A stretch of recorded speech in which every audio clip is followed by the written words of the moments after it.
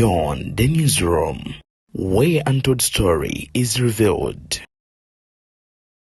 BTN Media Beyond the newsroom balamusaka balungi abatulaba abatugoberera mu bitundu by'eggwanga lyattu Uganda ebyenjawulo okwoteeka n'abo abali wabweru w'eggwanga mugamba mutya kansubire nti mwenna muli bulungi era bye mukwasaganya abeeti bitambulira ddala bulungi oba maliradi sana amaliradi kabisa kakati no ebiva ewa Anetianita among si birungi yadde akamu n'akeddagala America okugenda maaso n'okubaninga eggwanga Uganda bivudde ku ki entabo yonna weevudde bibino nsodde okubanga mbikuleetera Honorable Betty Namboze Ebuvanjuba nebugwanjuba ewaka wasigalawo ewasinga Beyond the newsroom gwe mukutu ogukuleetera ekyo ekisinga katiranga naffe ng'oyita ku noti 771 453 688 ne noti 744 26 41 na bino bikulu tetulanga bafere tetulanga basawo ba kinnansi n'abagwa mu koowa eryo mwebale kutuwagira. Thank you. Kireke wa mukono avuddeyo n'abaku ensonga za tutula wuno atubulidde ebutya ensimbi y'omwoyo w'omusolo bwegenda maaso n'osaasanyizibwa ne baani abali mu kugirya mu ngeri oba olyawo mwanattu etasaaga oba engeri etasanyusa yadde akamu n'akeddagala kuleetedde emboozi yaliko omulamuzi wa kooti enkolo wanaino mu ggwanga Uganda nga yeekokola ekitongole ekiramuzi oba essiga eddamuzi engeri gye likwasaganyamu emirimu gyalyo era ng'agamba nti bino bambi bo ku mulembe gwabwe si bwe biti bwe byalinga bitambula era mu nsi engonjuvu si bwe biba birina okubanga ate bitambula. Kakati Honorable Lutamaguzi Semakula aliko byayogedde byonna ngenda kubanga mbikuwa awirabe Nalukoola Elias Luyimbazi ku luno avuddemuko eddoboozi livudde ku ki era lwaki ayogedde yabaffe bw'ayogedde Nalukoola ayogedde ki musajja mukulu Andrew Mwenda bimusobedde binonno byonna mbikuleetedde ensonga za Aneta Among ezeeyongedde okuba ng'ate mwanatu zifuuka ensonga waliwo omwana atera okukola nnyo ogundi ezimu n'agamba nti Lulu 21 never outshine your monster nti togezangako kwagala kubeera ng'okola ebyo ebikulabisa okuba omulungi okusinga mukamawo. Anita Among okwagala entebe y'omukulu birabika nga bimuzaalidde leenya lwaki eyo statement yevuddeyo ate mwanattu byonna osobola okubanga obitegeera.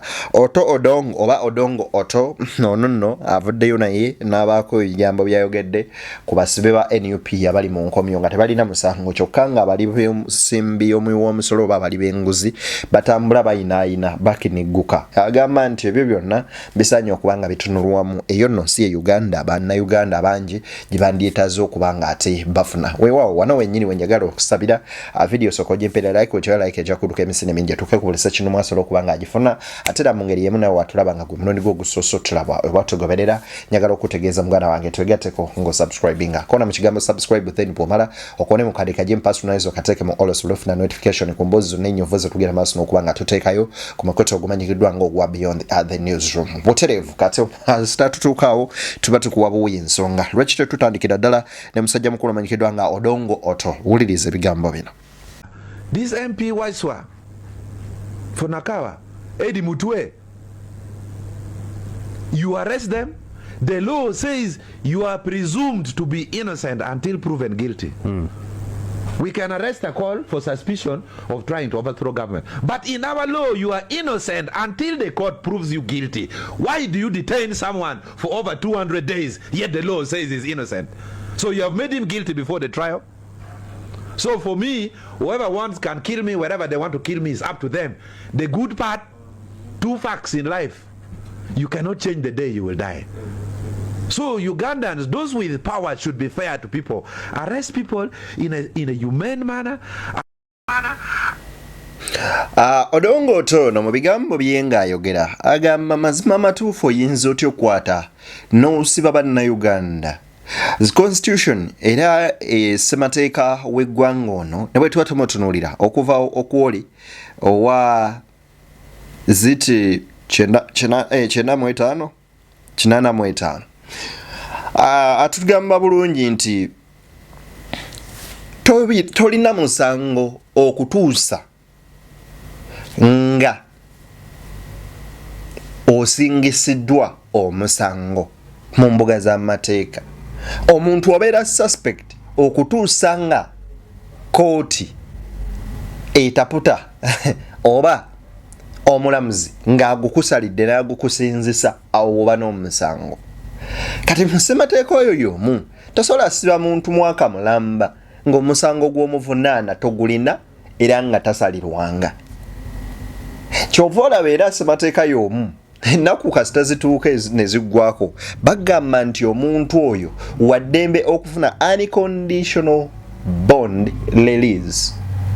Unconditional bond oba erina okumuweebwa ne tutuuse mu mbeera nga kooti zibiri mu nkwawa ez'omuntu omu oba ssekinnoomu abakola ne bakwata ebitongole ebimu nga bw'olaba ekiramuzi nga bw'olaba ebirala nga bw'olaba ne lidda mu nkwawa z'omuntu ne batandika okubeera nga babitambuliza ku ntoli zaabwe mwanattu ne biremu okuba nga bigoberera ssemateeka omutuufu.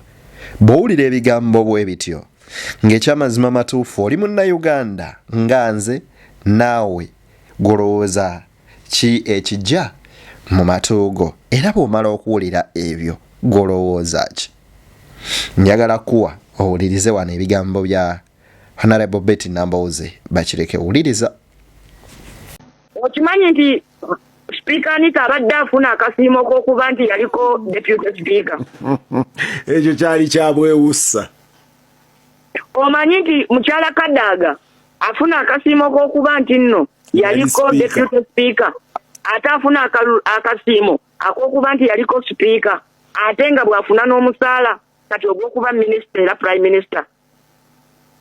Omanyi nti mukulu Gilbert Bukenya afuna akasiimo k'okuba yaliko Vice President. Ate nga bw'atwala n'omusaala ogw'okuba Advisor wa President.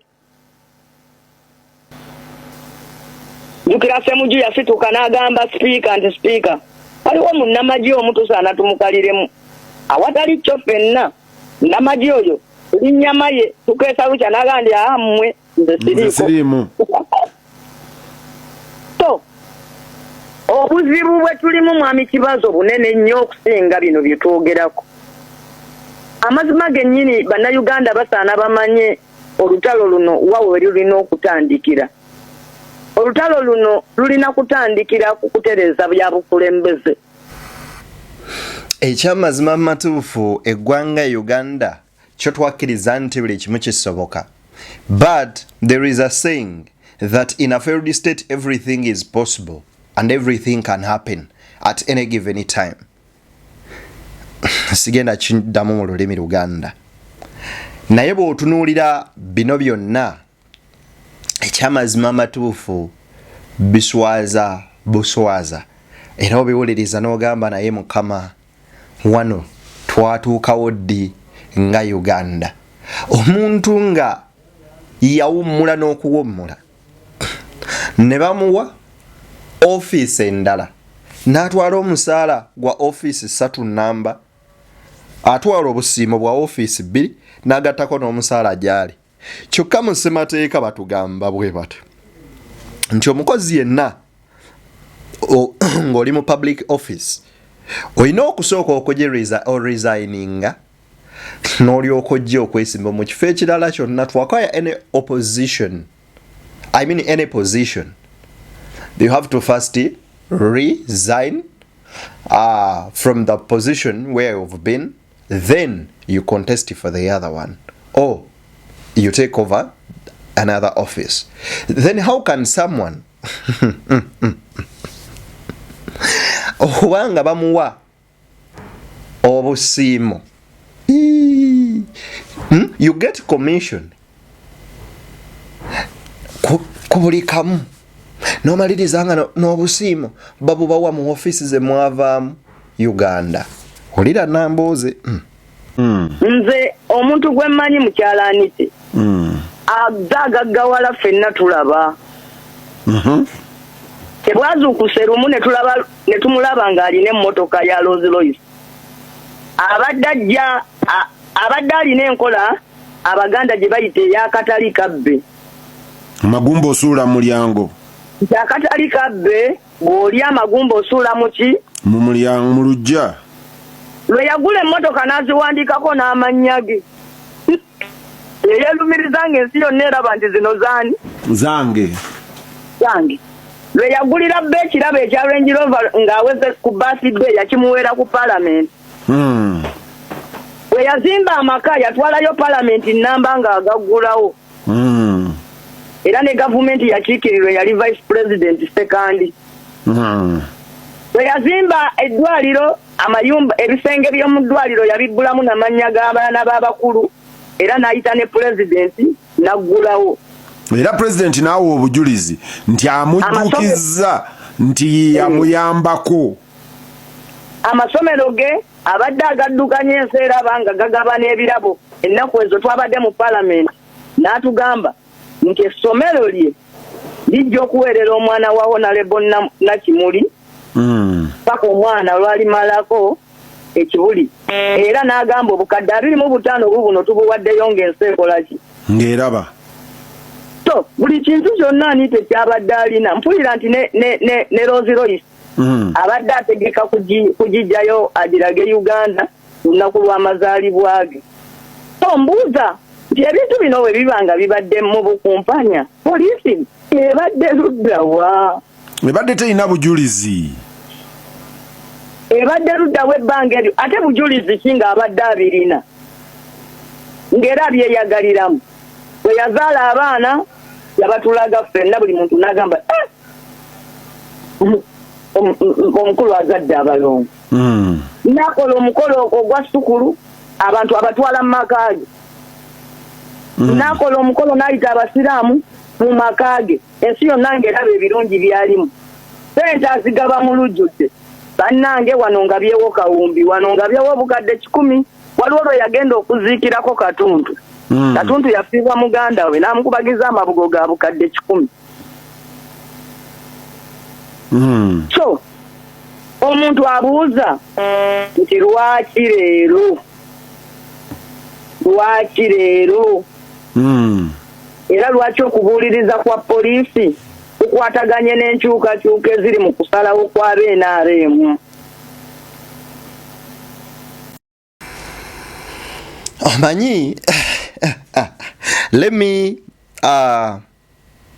call it a rule number 1 that never and never outshine your master. Kati eyo ye rule egena maaso n'okubanga ekuba anetianitamu.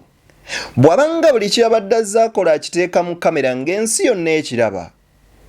Kati ovaayo otya n'okeera ku makya n'ogamba kino ne kiri. Wabula, there must be something hidden kye batajja tubuulira nateeka mu kamera ng'Anita abadde yeeyagaliza entebe y'omukulu. Had become a threat to the power center. Nabo babadde batandise omutya nti luli General Museveni yalinanga abantu abagendanga ewuwo musabiriza nga babeereeyo bayitirivu naye kati Museveni abuuza naye ng'abantu tebakyajja.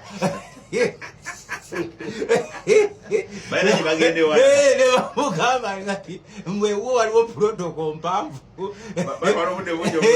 okulaba n'olwekyo baweta wali ku Parliament waliwo abayisiza ne bannaddiini nabo nga tebakyagenda wa mukulu bemwalaba bannaddiini bagenze nga baweta wali eri ku Parliament ate n'abasatisfyinga n'agenda n'akola ennaku ezo Bulanda waliwo okufundraisinga General Museveni n'awaayo miliyoni 2 ono ye n'awaayo 10. Naye nga n'abachaidiwe bali aba intelligence kuba gavumenti etambulira ku intelligence nanga sebo goli awo wadde miliyoni 2 naye omukazi awadde miliyoni 10 n'atambula buli constituency ya mubaka wa Parliament gwe yalina mu Nkwawa ng'agenda agaba not less than 100 millions.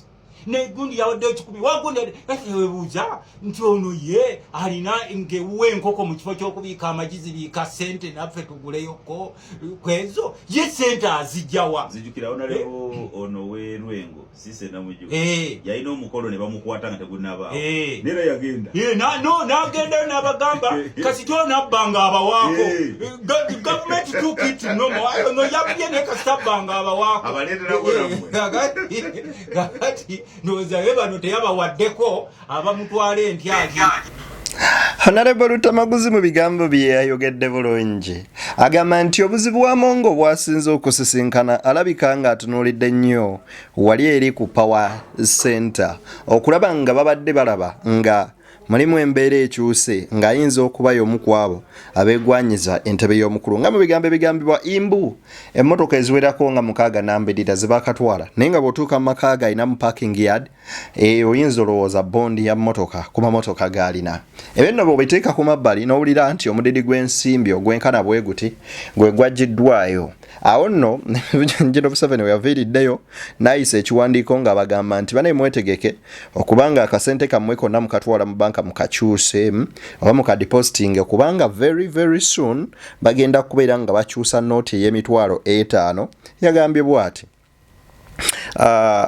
in exercise of my constitutional mandate to safeguard the economic stability and integrity of our nation, I hereby direct the Bank of Uganda to immediately commence the process of demonetizing and replacing the current 50,000 note, 20,000 and the 10,000 currency notes.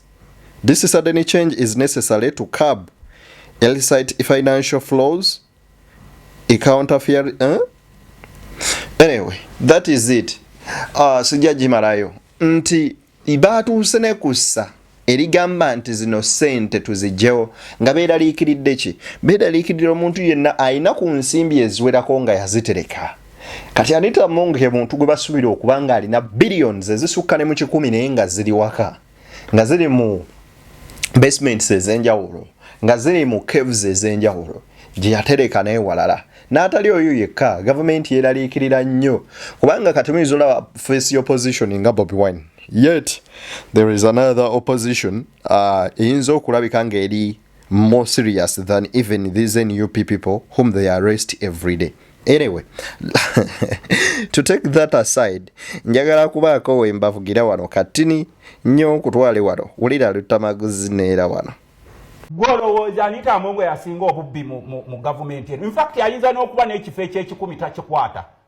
Naye kakati bano baagala kulaga wano nkugambye waliwo bayatola b'obubbi nga ayatola omutuukako Kameni w'eggwanga lino mu bubbi ayatola Kameni mu bubbi ng'alina kiri. The only difference between ababbi bano abalala n'ono omukyala, she's an upcoming thief oba corrupt person. Enjawulo yaabwe bali nti bo tebalaga ne bw'omusanga ewaka ng'alinawo ente nnamba gye yabbye gye baagisaze bw'akulaba oze aleetawo ebbakuli y'ebijanjaalo. Gwe n'otandika okulowooza ebirowoozo yange bibadde birowooza enjovu eyabuze ya musajja ono yagirira tulabe wali eddiba naye tulaba alya bijanjaalo. Omukyalo ono ne bibogera ku parliament ku bulyake birimu ensa. Birimu ensa and obubbi wano it's teamwork. Obubbi buli mu ministry y'ebyobulamu bannange. Parliament emuyisanga every year billions of money, but when you go to all government hospitals you can't even access a single drug ng'ogifunye yabwerere. You mean Museveni doesn't know such? Kati ono balina ekyabwe kye bavuga kya byafuzi lwakuba nti timing yaabwe bakoledde ekyebyobufuzi kyekiriwo ekyebyobufuzi nti tuli mu transition omukulu atembeeta omutabani gwatadde wali ng'omutabani yaleese simanyi emmotoka z'amagye simanyi situlero zirobusi oyinza okulowooza oba kiki ekiriwo kamera ziijo mwenna babajjagalaza mu buno obuyumba obw'omukyala mbu yasinze okubba. My friend, we have the grand ayatollahs of stealing in this country whom you can never know. When you go to parliament n'otunuulira report says zonna bwe zifaanana ffe twabagambye tetubavumirira okutandikako. But none of them is clean, even those who are talking to you. Lutamaguzi agambye nti tulina ba ayatola abato abatoogerwako naye nga mukuba okulya ensimbi y'omuwi w'omusolo bakwata kisooka era okusinziira ku Honorable Luta Maguzi Semakula agamba nti bino byonna bye tulaba Mwanatu omukulu agezaako kubanga apaledinga omutabani amuguze bannayuganda agambe nti ate bannaye enguzi yalema taata naye omwana agenda kujja agimalewo mu ggwanga agamba ebyo byonna nedda obwo buntu butini just bagezaako kubeera nga bamaketinga muntu waabwe so bwatyo Luta Maguzi wagenze maaso n'okubeera nga ate ayogera naye sometimes we baba boogera ku kintu nga injustice and the corruption you should pay attention newulira bano abaana bizonto kye byakozaamu ng'owulira Nupu yagoba mpuga n'omutusibako mukyala gwe aleluya tuli basanyufu olw'ebikutuuseeko tetulina kyakkola kubanga naye wooberedde n'obuyinza nga totembeka nga togambwa amaanyi ogeewulira kati byonna Mukama yabikusasudde ffe tetulina musango aleluya wabonyaabonya onalebo zaake aleluya n'omulemesa ekifo kye kye baali bamuwadde ne weewaana ng'omuganye ku bwa komishona aleluya bwetugwa byonna tubireka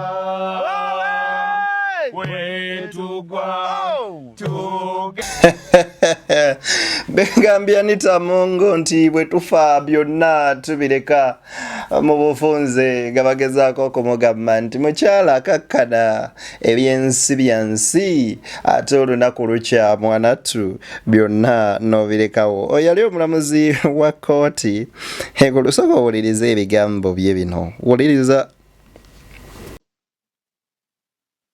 Multiple weeks ago, I read and viewed in both print and broadcast media the story of a couple of young children mourning and burying their mother who had passed on as a result of a lost battle with cancer. The children were grieving and burying their mother alone without their surviving parent. The father held on some minor, obscure, and yet unproven charge in a subordinate court. The charge did not involve loss of or threat to life, limb, property, or reputation. The father was held in pretrial custody, denied bail, long past the constitutionally permitted period for denial of liberty. What society treats its children like this, without mentioning the persons caught up in such a criminal justice system? Team Judiciary, where are your Kitios and Wambuses at this hour?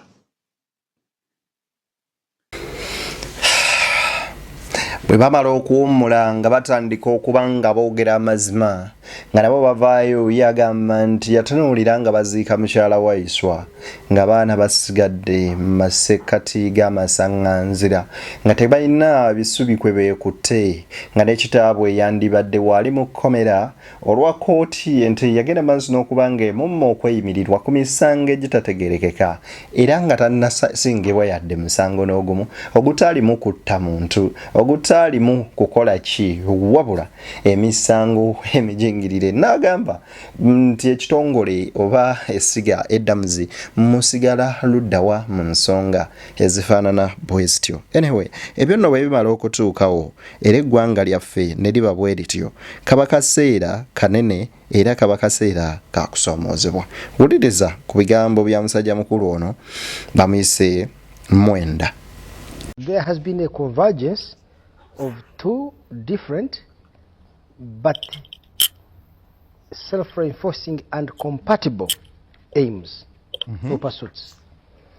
I believe that on the one hand, President Yoweri Museveni found it necessary to clip Anita Mong's wings because she had grown very powerful.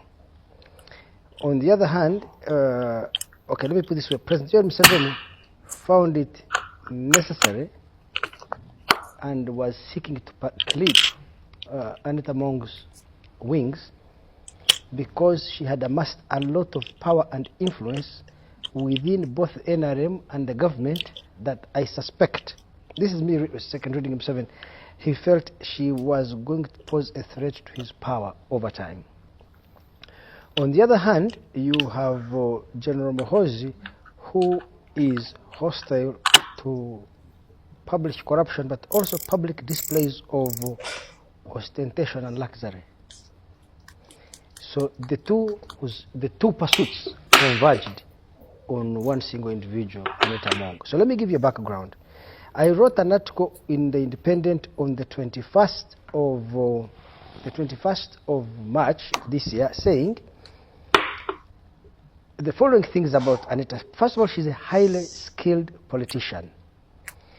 She came not from NRM but from FDC, joined NRM in 2021, and she Mwenda agamba nti batuula ne batunulamu nga balaba Anita Among threat y'amaanyi era nnene eri General Museveni, era Museveni n'alabanga obuzibu bw'amaanyi obumwolekedde eri entebe ye. Jjukira nti ye oba mukwano gwe nga tonnalowooza tunula mu ntebe ye, era nga bagamba badde ne influence y'amaanyi nnyo naddala mu babaka ba NRM, so ne bafunamu okutya.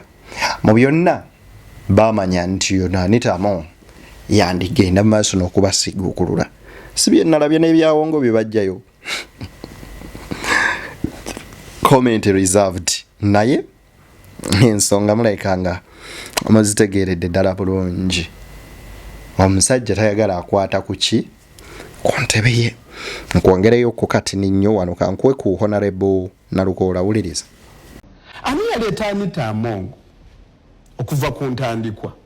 Yabaffe ani ataamanya nti amawanga amalala gaamulengera ne gatuuka n'omusaako envumbo? Amerika, Bungereza, naye era mmwe ne musigala nga mugamba nfe tetulina kye twalabye. N'amutakoma okwo ne muleeta n'etteeka erigamba nti amawanga amalala tegateeka ennyindo zaago mu byaffe. Era naye n'aba musaale nnyo okulaba ng'etteeka eryo liyita, kuba yali akitegedde nti bali abeebunaayira ate bo balina gaalubindi ezindabe ennyo n'okusinga abaakuno. Sebo, leka kubeeramu abo abaleetawo endowooza enaavaako okuwuddisa bannayuganda nti General Museveni ne banne basobola okulwanyisa obulyake n'obulabbayi ng'ate bye bibabeezaawo. Wabula ekizibu kyendabye ke kabiga ke tugendamu kwe kugamba nti mwe abatudde mu Parliament temusobodde kukola bulungi, ne wajjawo wano n'abadibaga ebintu nga batudde mu ntebe ennene, nabwe ekitwe bwe tutudde mu barracks tulabye nga kati tubaleetedde omulala ono y'anaasobola okutuulawo nga batudde mu barracks. Kifaananira ddala n'omusajja ajjeewo okukutaasa nga muyomba ne mukyalawo n'agamba naye gwe musajja gwe bwe mmaze bataasa wano ndabye tolina na busobozi buba na mukyalo ono n'omukyala mututte. Mutwale obuyinza bwa Paalamenti nti mwe abapyero nnyo mwatudde nti kati mutwale obuyinza bwa Paalamenti mwe muba musalawo nga n'ekibiina ky'ebyobufuzi tekirina buyinza obwo. Obuyinza bw'okulonda sipiika ne deputy speaker bwabo bokka abafuuse bammemba ba Paalamenti. NRM ine enkola yayo ya consensus basooka ne basisinkana ng'abaawamu ne bakkaanya. Singa tujja alina ka information akaleeta. First of all, tetwasazeewo speaker. Ekyo kitegeerekekera kinyonyoke. Ebigambo bya Councillors Luyimbaz Nalukoola bibadde birungi mu lulimi Luganda era nsuubira okuba nga mubitegedde bulungi.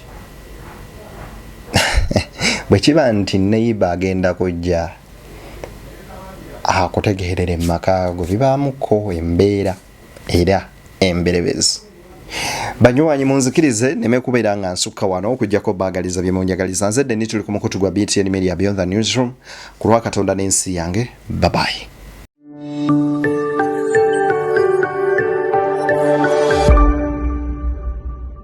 Beyond the Newsroom, where untold story is revealed.